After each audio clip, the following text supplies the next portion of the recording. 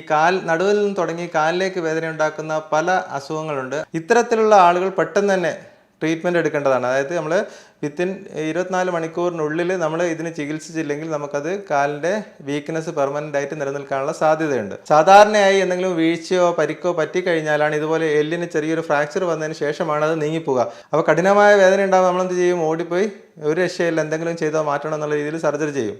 അപ്പോൾ അത്തരത്തിൽ ചെയ്യുന്നതിന് പകരമായി നമുക്കതിൻ്റെ പെയിന് മാറ്റാനുള്ള ട്രീറ്റ്മെൻറ്റിനെ കുറിച്ച് ആലോചിക്കാവുന്നതാണ്.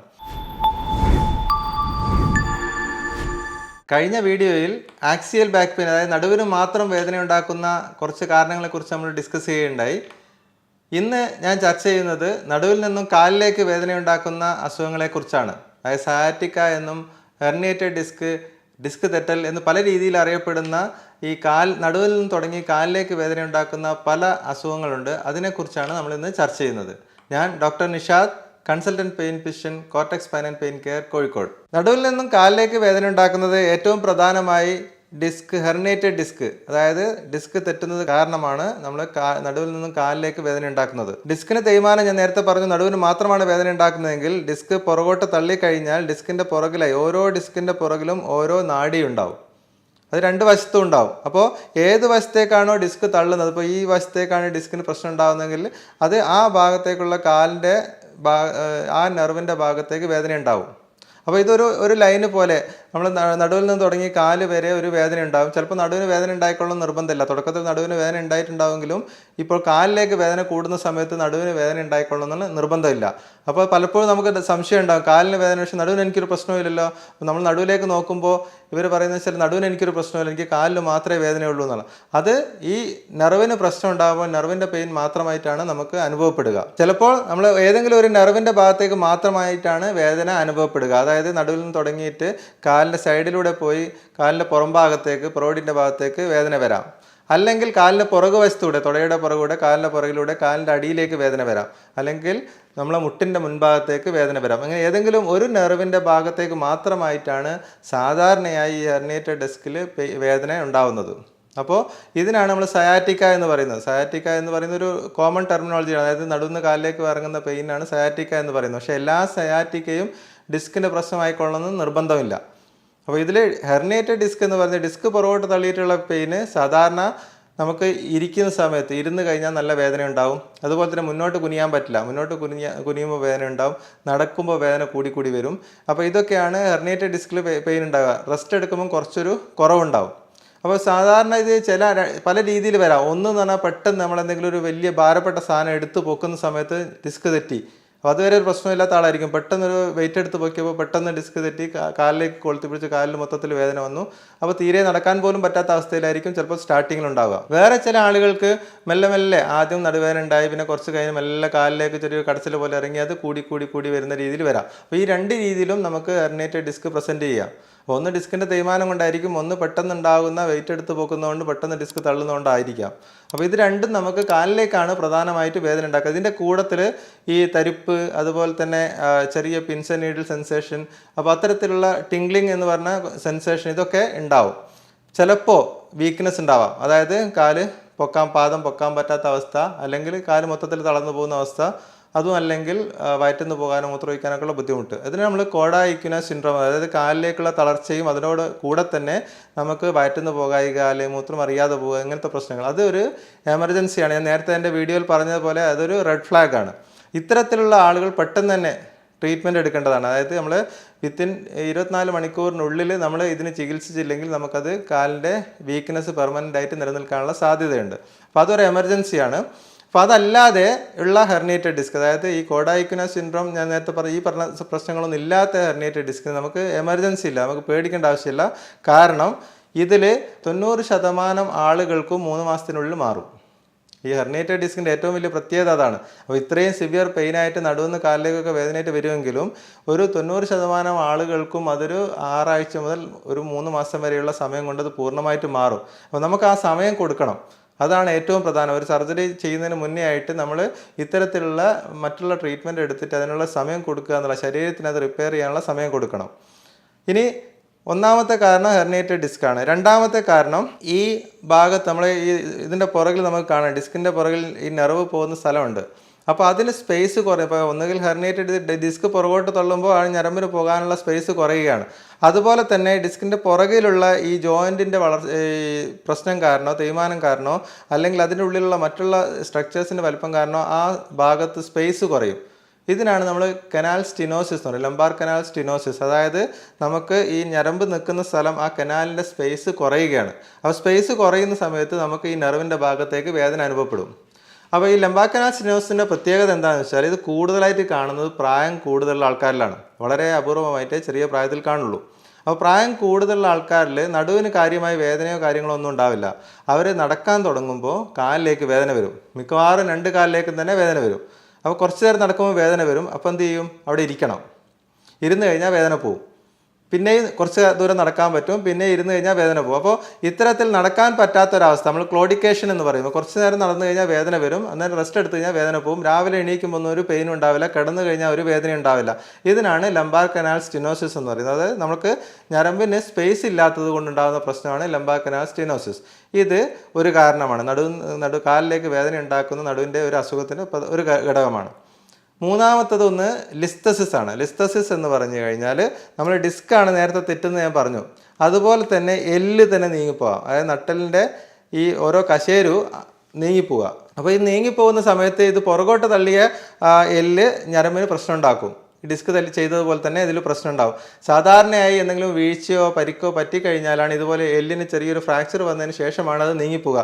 എല്ലിൻ്റെ പുറകിൽ കണക്ട് ചെയ്തിട്ടുള്ള എല്ലിൻ്റെ കഷ്ണത്തിന് എന്തെങ്കിലും ഒരു ഫ്രാക്ചർ വന്നു കഴിഞ്ഞാൽ ഇത് നീങ്ങിപ്പോകും. അതിനാണ് സ്പോണ്ടൈലോ ലിസ്തസിസ് എന്ന് പറയും, എല്ല് നീങ്ങുന്ന ഒരവസ്ഥ. അപ്പോൾ അതാകുമ്പോൾ പ്രശ്നം എന്ന് വെച്ചാൽ നമ്മൾ എണീറ്റ് നിൽക്കുന്ന സമയത്ത് സ്റ്റെബിലിറ്റി ഉണ്ടാവില്ല. എല്ലിന് സ്റ്റെബിലിറ്റി ഇല്ലാത്തതുകൊണ്ട് അത് നീങ്ങിപ്പോവും. അപ്പോൾ നീങ്ങുന്ന സമയത്ത് ആ നെർവിൻ്റെ ഭാഗത്തേക്ക് കാലിലേക്ക് പെയിൻ വരും, നടുവിനും കാലിനും പെയിൻ ഉണ്ടാവും. അപ്പോൾ ഇത് ഒരു വിഭാഗമാണ്. ഇതിൽ പ്രശ്നം എന്താ വെച്ചാൽ മറ്റുള്ള ഞാൻ നേരത്തെ പറഞ്ഞു ഡിസ്ക് നമുക്ക് കുറച്ച് ടൈം കഴിഞ്ഞാൽ മാറിക്കിട്ടുമെന്ന് പറഞ്ഞു. അതുപോലെ ഈ ലിസ്തസിസ് ഈ വന്നു കഴിഞ്ഞാൽ ഫ്രാക്ചർ കാരണം വന്ന ലിസ്തസിസ് ആണെങ്കിൽ അത് മാറാനുള്ള സാധ്യത കുറവാണ്. അപ്പോൾ അതിൽ നമുക്ക് ഈ സർജറി വേണ്ടി വരുന്ന ഒരു നടുവിൻ്റെ കണ്ടീഷനിൽ പെട്ട ഒന്നാണ് ഈ സ്പോണ്ടൈലോ ലിസ്തസിസ്. അപ്പോൾ മെഡിസിൻസിലും എക്സസൈസിലും ഒരു പരിധിവരെ നമുക്ക് പിടിച്ചു നിർത്താൻ പറ്റും, എങ്കിലും ചില ആളുകൾക്ക് അതിന് സർജറി വേണ്ടതായിട്ട് വരും. അടുത്തതായി നമ്മളിതിപ്പോൾ നേരത്തെ പറഞ്ഞ പോലെ കാലിലേക്ക് പെയിൻ ഉണ്ട്, നടുവിൽ നിന്ന് കാലിലേക്ക് പെയിൻ ഉണ്ട്. പക്ഷേ നമുക്ക് MRIയിൽ പ്രശ്നങ്ങളൊന്നുമില്ല, ഡിസ്കിന് പ്രശ്നങ്ങളൊന്നുമില്ല, ഞരമ്പിനൊന്നും പ്രശ്നമില്ല. പക്ഷേ എന്നിട്ടും കാലിലേക്ക് പെയിൻ വരുന്നു. അതും പ്രധാനപ്പെട്ട കുറേ അസുഖങ്ങൾ അങ്ങനെയുണ്ട്. അതായത് പ്രത്യേകിച്ച് ഇതിലൊന്നും കാണാത്ത സംഭവങ്ങൾ. അതിൽ പ്രധാനപ്പെട്ട ഘടകമാണ് പൈരിഫോമിസ് സിൻഡ്രോം. അതായത് നമ്മളെ ഈ ചണ്ണയുടെ ഭാഗത്ത്, അതായത് ഗ്ലൂട്ടിയൽ റീജിയണിൽ നമുക്കൊരു മസിലുണ്ട്, പൈരിഫോമിസ് എന്നൊരു മസിൽ. അതിൻ്റെ ഉള്ളിലൂടെയാണ് കാലിലേക്കുള്ള ഈ സയാറ്റിക് നെർവ് പുറത്തേക്ക് കടക്കുന്നത്. ഈ മസിൽസിൻ്റെ പ്രശ്നം കാരണം നമുക്ക് കാലിലേക്ക് വേദനയും തരിപ്പും അനുഭവപ്പെടും. അതായത് കൃത്യമായി നമ്മൾ ഈ ഹെർണിയേറ്റഡ് ഡിസ്കിൻ്റെ അതേ സിംറ്റംസ് ആയിരിക്കും ഉണ്ടാവുക. നടുവേദന ഉണ്ടാവും, കാലിലേക്കുള്ള വേദന ഉണ്ടാവും, തരിപ്പ് ഉണ്ടാവും, എല്ലാം ഉണ്ടാവും. ഇരിക്കുമ്പോഴാണ് വേദന കൂടുക. എല്ലാ സിംറ്റംസും ഏകദേശം സിമിലർ ആയിരിക്കും. പക്ഷേ MRI നോർമലാണ്, ഡിസ്കിന് പ്രശ്നമൊന്നും ഉണ്ടാവില്ല. അത്തരത്തിലുള്ള കാര്യത്തിൽ നമ്മൾ ഏറ്റവും പ്രധാനമായി നോക്കേണ്ട സാധനം പൈരിഫോമിസ്. അതായത് നമുക്ക് ഈ ബട്ടക്സിൻ്റെ ഭാഗത്ത് നമ്മൾ പരിശോധിക്കുകയാണെങ്കിൽ കൃത്യമായി നമുക്കൊരു സ്ഥലത്ത് പെയിൻ അനുഭവപ്പെടും. അത് നമ്മൾ പരിശോധിച്ച് കഴിഞ്ഞാൽ നമുക്ക് കിട്ടും. അതുപോലെ തന്നെ അത് കൺഫേം ചെയ്യണമെങ്കിൽ അൾട്രാസൗണ്ടിൻ്റെ സഹായത്തോടെ ആ മസിലിൻ്റെ ഉള്ളിലേക്ക് നമ്മൾ ലോക്കൽ അനസ്തറ്റിക്, അതായത് ധരിപ്പിക്കുന്ന മരുന്ന് ഇഞ്ചെക്ട് ചെയ്ത് കഴിഞ്ഞാൽ ആ പെയിന് പൂർണ്ണമായിട്ടും മാറും. അപ്പോൾ അത് നമുക്ക് ഡയഗ്നോസ്റ്റിക് കൂടിയാണ്. അപ്പോൾ അത് ചെയ്ത് കഴിഞ്ഞാൽ അത് പൈരിഫോമിസ് സിൻഡ്രോം ആണെന്ന് നമുക്ക് ഡയഗ്നോസ് ചെയ്യാം. അത് എളുപ്പത്തിൽ ട്രീറ്റ് ചെയ്യാൻ പറ്റുന്ന അസുഖമാണ്. കൂടുതലായി സർജറിയോ അല്ലെങ്കിൽ വലിയ മേജർ ട്രീറ്റ്മെൻറ്റോ ആവശ്യമില്ലാത്ത രീതിയിലുള്ള ഒരു അസുഖമാണ് പൈരിഫോമിസ്. അപ്പോൾ നമ്മളതും എപ്പോഴും മനസ്സിൽ വെക്കേണ്ടുന്ന ഒരു ഡയഗ്നോസ്, പൊതുവേ നമ്മൾ കേട്ടിട്ടില്ലാത്തൊരു ഡയഗ്നോസ് ആയിരിക്കും. പിന്നെ ഞാൻ നേരത്തെ പറഞ്ഞ സാക്രോയിലിയാക് സന്ധിയും ഫാസറ്റ് ജോയിൻറ്റ് അതെല്ലാം കാലിലേക്ക് കുറച്ച് പെയിൻ ഉണ്ടാക്കും. പക്ഷെ അതെല്ലാം മുട്ടിൻ്റെ മേലെ വരെ ഉണ്ടാവുള്ളൂ, മുട്ട് വരെ ഉണ്ടാവുള്ളൂ. മുട്ടിൻ്റെ താഴോട്ട് ഒരിക്കലും പെയിൻ ഉണ്ടാക്കില്ല. മുട്ടിൻ്റെ താഴോട്ട് വരുന്ന വേദനയാണെങ്കിൽ ഏറ്റവും പ്രധാനമായി ഈ നെർവിൻ്റെ പ്രശ്നം കൊണ്ടാണ് വരുന്നത്. അത് ഒന്ന് herniated disc, lumbar canal stenosis, listhesis, അതുപോലെ പൈരിഫോമിസ് സിൻഡ്രോം, ഇത്തരത്തിലുള്ള കാര്യങ്ങളാണ് നമുക്ക് കാലിലേക്ക് വേദന ഉണ്ടാക്കുന്നത്. ഇത് മറ്റൊരു കാര്യം ഞാൻ നേരത്തെ പറഞ്ഞു, ക്ലോഡിക്കേഷൻ, അതായത് നടന്നുകൊണ്ടിരിക്കുന്ന നമുക്ക് വേദന ഉണ്ടാക്കുന്നു, കാലിൽ വേദന ഉണ്ടാക്കുന്നു. അപ്പോൾ അത്തരത്തിലുള്ള കാര്യങ്ങൾ ഒരു കാര്യം നമ്മൾ ശ്രദ്ധിക്കേണ്ടത്, ചിലപ്പോൾ നമുക്ക് രക്തക്കുഴലുകൾ, അതായത് കാലിലേക്കുള്ള രക്തക്കുഴൽ, ഞാൻ നേരത്തെ ഇത്രയും കാര്യങ്ങൾ പറഞ്ഞ ഞരമ്പെന്ന് ഉദ്ദേശിച്ച നാഡികളെ കുറിച്ചാണെങ്കിൽ കാലിലേക്കുള്ള രക്തക്കുഴലുകളിലേക്ക് രക്തോട്ടം കുറയുന്നത് കൊണ്ടും കാലിലേക്ക് വേദന വരാം. അപ്പോൾ നമുക്ക് ഇത് സെപ്പറേറ്റ്, നടുവായിട്ടൊരു ബന്ധമില്ലാത്തൊരു അസുഖമാണത്. അതിൽ നടക്കുമ്പോൾ നല്ലപോലെ വേദന വരും, നമ്മൾ റെസ്റ്റ് എടുക്കുമ്പോൾ വേദന കുറയും. അപ്പോൾ അത് തമ്മിൽ നമ്മൾ ഈ ന്യൂറോജനിക് ക്ലോഡിക്കേഷനും അതുപോലെ ഈ രക്തക്കുഴലിൻ്റെ ക്ലോഡിക്കേഷനും നമ്മൾ തിരിച്ചറിയേണ്ടതാണ്. രക്തക്കുഴലിൽ നമ്മൾ എപ്പോഴും കാലിലേക്കുള്ള പൾസ് നോക്കി രക്തോട്ടം ഉണ്ട് എന്നുള്ളത് ഉറപ്പുവരുത്തേണ്ടതാണ്. ഇനി നമുക്ക് എന്താണ് ഇതിനുള്ള ചികിത്സാ രീതികൾ എന്ന് നമുക്കൊന്ന് പരിചയപ്പെടാം. നമ്മൾ പറഞ്ഞ കാരണങ്ങളിൽ എന്തൊക്കെ നമുക്ക് ചെയ്യാൻ പറ്റുമെന്നുള്ളത് നമുക്ക് നോക്കാം. ഒന്നാമത്തെ ഞാൻ പറഞ്ഞ ഹെർണിയേറ്റഡ് ഡിസ്കോ അല്ലെങ്കിൽ ആനുലാർ ടയർ കാരണം ഈ നെർവിൻ്റെ ഭാഗത്തേക്ക് ഉണ്ടാകുന്ന സയാറ്റിക്, അതായത് നെർവിൻ്റെ പെയിൻ ഉണ്ടാവുകയാണെങ്കിൽ എന്ത് ചെയ്യും? അപ്പോൾ തുടക്കത്തിൽ നമ്മൾ ചെയ്യേണ്ടത് വെച്ചാൽ ഈ വന്ന ഉടനെ നമ്മൾ പെട്ടെന്ന് തന്നെ ചാടിക്കയറി ഒരു ട്രീറ്റ്മെൻറ്റ് എടുക്കേണ്ട ആവശ്യമില്ല. അതായത് നമുക്ക് കുറച്ചൊന്ന് റെസ്റ്റ് കൊടുത്ത് വേദനയും നീരും പോകാനുള്ള മെഡിസിൻ എടുത്തു കഴിഞ്ഞ് കുറച്ച് ഫിസിയോതെറാപ്പി ചെയ്യുക. ഇത്തരത്തിൽ ചെയ്താൽ തന്നെ മിക്ക ആളുകൾക്കും കുറച്ച് ദിവസം കൊണ്ട് അത് സബ്സൈഡ് ചെയ്യും. അപ്പോൾ അത്തരത്തിൽ സബ്സൈഡ് ചെയ്യാത്ത ആളുകൾക്ക് മാത്രമേ നമ്മൾ ഫർദർ ട്രീറ്റ്മെൻറ്റിനെ കുറിച്ച് ആലോചിക്കേണ്ട ആവശ്യമുള്ളൂ. ചിലപ്പോൾ ആളുകൾക്ക് എന്താ പ്രശ്നം എന്ന് വെച്ചാൽ നല്ല സിവിയർ പെയിൻ ആയിരിക്കും. നമ്മൾ ഇതൊന്നും എടുത്തു കഴിഞ്ഞാലോ, ഇപ്പോൾ സാധാരണ പെയിൻ കില്ലർ കഴിച്ചാലോ അല്ലെങ്കിൽ ഫിസിയോതെറാപ്പി ചെയ്താലോ ഒന്നും വേദന മാറില്ല, നല്ല കഠിനമായ വേദന ഉണ്ടാവും. അപ്പോൾ കഠിനമായ വേദന ഉണ്ടാകുമ്പോൾ നമ്മളെന്ത് ചെയ്യും? ഓടിപ്പോയി ഒരു രക്ഷയില്ല, എന്തെങ്കിലും ചെയ്താൽ മാറ്റണം എന്നുള്ള രീതിയിൽ സർജറി ചെയ്യും. അപ്പോൾ അത്തരത്തിൽ ചെയ്യുന്നതിന് പകരമായി നമുക്കതിൻ്റെ പെയിന് മാറ്റാനുള്ള ട്രീറ്റ്മെൻറ്റിനെ കുറിച്ച് ആലോചിക്കാവുന്നതാണ്. അപ്പോൾ അത്തരത്തിലുള്ള ആളുകൾക്ക് നമുക്ക് നേരെ എക്സ്റേയുടെ ഗൈഡൻസ് നോക്കി ആ നെർവ് ഏത് നെർവിലാണോ നീരിറങ്ങിയിട്ടുള്ളത്, പെയിൻ ഉണ്ടാക്കുന്നത്, ആ നെർവിൻ്റെ അവിടെ റൂട്ട് ബ്ലോക്ക് കൊടുക്കാൻ പറ്റും. അവിടെ നേരിട്ട് തരിപ്പിക്കുന്ന മരുന്നും അതിൻ്റെ കൂടെ സ്റ്റിറോയിഡും ആഡ് ചെയ്ത് കൊടുക്കുകയാണെങ്കിൽ നമുക്കതിൻ്റെ ആ നെർവിൻ്റെ ഇൻഫ്ലമേഷൻ സെറ്റിൽ ചെയ്യുകയും ആ പെയിന് കുറയുകയും ചെയ്യും. അങ്ങനെ പെയിന് കുറഞ്ഞു കഴിഞ്ഞാൽ നമുക്ക് എക്സസൈസും കാര്യങ്ങളും ചെയ്ത് ബാക്കിൻ്റെ സ്ട്രെങ്ത് വീണ്ടെടുക്കാം. അതാണ് അതിനുള്ള ഒരു മാർഗം. പിന്നെ മറ്റൊരു കാരണം കുറേ കാലങ്ങളായിട്ടുള്ള പെയിനാണ്, നമുക്ക് കുറച്ച് 5-6 ആഴ്ച കഴിഞ്ഞിട്ടൊന്നും മാറുന്നില്ല. അത്തരത്തിലുള്ള ഹെർണിയേറ്റഡ് ഡിസ്ക് ആണെങ്കിൽ നമുക്കതിൽ 2 രീതിയിൽ ചെയ്യാം. ഒന്ന് പറഞ്ഞാൽ ഓപ്പറേഷൻ ഇല്ലാതെ തന്നെ ഡിസ്ക് ചുരുക്കാനുള്ള ട്രീറ്റ്മെൻ്റ് ഉണ്ട്. അതിൽപ്പെട്ടതാണ് ഓസോൺ ന്യൂക്ലിയോലൈസിസ്. അതായത് ഡിസ്കിൻ്റെ ഉള്ളിലേക്ക് നമ്മൾ ഓസോൺ ഇഞ്ചക്ഷൻ കൊടുക്കുക. അപ്പോൾ ഈ ഓസോൺ ഇഞ്ചക്ഷൻ കൊടുക്കുമ്പോൾ ഡിസ്കിൻ്റെ ഉള്ളിലുള്ള ഹൈഡ്രേഷൻ, അതായത് വെള്ളത്തിൻ്റെ അംശം അത് വലിച്ചു കളയും. ആ സമയത്ത് ഡിസ്ക് ചുരുങ്ങുമ്പോൾ പുറകോട്ട് തള്ളിയ ഭാഗം സ്വാഭാവികമായിട്ടും ഉള്ളിലേക്ക് വലിഞ്ഞു വരും. അതാണ് ഓസോൺ ന്യൂക്ലിയർ. അതായത് ഓപ്പറേഷൻ ഇല്ലാതെ ഡിസ്ക് ചുരുക്കാൻ പറ്റുന്ന രീതിയിലുള്ള ട്രീറ്റ്മെൻറ്റാണ് ഓസോൺ ട്രീറ്റ്മെൻറ്റ്. അപ്പോൾ അതിന് നിൽക്കുന്നില്ല. അപ്പോൾ അത്തരത്തിലുള്ളതൊന്നും പറ്റുന്നില്ല. നമുക്ക് എല്ലാ ഡിസ്കിനും ചിലപ്പോൾ ഓസോൺ പറ്റിക്കൊള്ളുന്നില്ല. അപ്പോൾ അങ്ങനെ പറ്റാത്ത എക്സ്ട്രൂഡ് ആയിട്ടുള്ള ഡിസ്ക്കാണ് ഈ പറഞ്ഞ രീതിയിൽ ഇഞ്ചക്ഷനും അതുപോലെ തന്നെ ഫിസിയോതെറാപ്പി, എക്സസൈസ് എല്ലാം ചെയ്തിട്ട് മാറാത്തതാണെങ്കിൽ നമുക്ക് ചിലപ്പോൾ സർജറി വിഭാഗത്തിലേക്ക് പോകേണ്ടി വരും. സർജറിയിൽ തന്നെ നമുക്ക് അധികം റിസ്ക് ഇല്ലാത്ത രീതിയിലുള്ള എൻഡോസ്കോപ്പി ഡിസ്കെക്ടമി, ചെറിയ നേരിട്ട് ഫൊറാമലിൽ പോയി ആ ഡിസ്ക് തള്ളിയ ഭാഗം മാത്രം ട്രീറ്റ് ചെയ്യുന്ന രീതിയിലുള്ള എൻഡോസ്കോപ്പി ഡിസ്കെക്ടമി ഉണ്ട്. അത് ചെയ്ത് കഴിഞ്ഞാൽ നല്ലപോലെ മാറ്റം ഉണ്ടാവും. ഇതിനും മാറ്റമില്ലാത്ത അല്ലെങ്കിൽ അതിനും പറ്റാത്ത ആളുകൾക്ക് മാത്രമേ മറ്റുള്ള ഓപ്പൺ സർജറിയെക്കുറിച്ച് ആലോചിക്കേണ്ട ആവശ്യമുള്ളൂ. അതും 6 ആഴ്ചയെങ്കിലും മിനിമം വെയിറ്റ് ചെയ്തതിന് ശേഷം മാത്രമേ നമ്മൾ സർജറിയെക്കുറിച്ച് ആലോചിക്കാവുള്ളൂ. കാരണം പ്രത്യേകിച്ച് റെഡ് ഫ്ലാഗ്സ് ഒന്നും ഇല്ലെങ്കിൽ, വീക്ക്നെസ്സോ കാര്യങ്ങളോ ഒന്നും ഇല്ലാത്ത ആളുകളാണെങ്കിൽ മിനിമം 6 ആഴ്ചയെങ്കിലും നമ്മൾ വെയിറ്റ് ചെയ്തതിന് ശേഷം മാത്രമേ സർജറിയെക്കുറിച്ച് ആലോചിക്കേണ്ട ആവശ്യമുള്ളൂ. അപ്പോൾ ഇതാണ് ഹെർണിയേറ്റഡ് ഡിസ്ക്. പക്ഷേ ലംബാർ കനാൽ സ്റ്റെനോസിസിൽ യൂഷ്വലി നമ്മൾ മെഡിസിൻസ്, അതായത് നെർവിൻ്റെ രക്തോട്ടം റെഡിയാക്കാനുള്ള മെഡിസിനും അതിൻ്റെ കൂടുതൽ എക്സസൈസും കാര്യങ്ങളും ചെയ്ത് കഴിഞ്ഞാൽ തന്നെ ഒരു പരിധിവരെ നമുക്ക് സമാധാനമുണ്ടാവും. നമ്മൾ ആ ഭാഗത്തേക്കുള്ള ഇഞ്ചക്ഷൻസും കാര്യങ്ങളൊക്കെ താൽക്കാലികമായിട്ടുള്ള ശമനം മാത്രമേ ഇതിൽ നൽകുള്ളൂ. ചിലപ്പോൾ ചെറിയ മൈൽഡ് സ്റ്റിനോസിസ് ആണെങ്കിൽ ഇഞ്ചക്ഷൻ കൊടുത്തു കഴിഞ്ഞാൽ കുറേ കാലത്തേക്ക് സമാധാനം ഉണ്ട്. അതിൻ്റെ കൂടുതൽ നമുക്ക് എക്സസൈസൊക്കെ ചെയ്യാവുന്നതാണ്.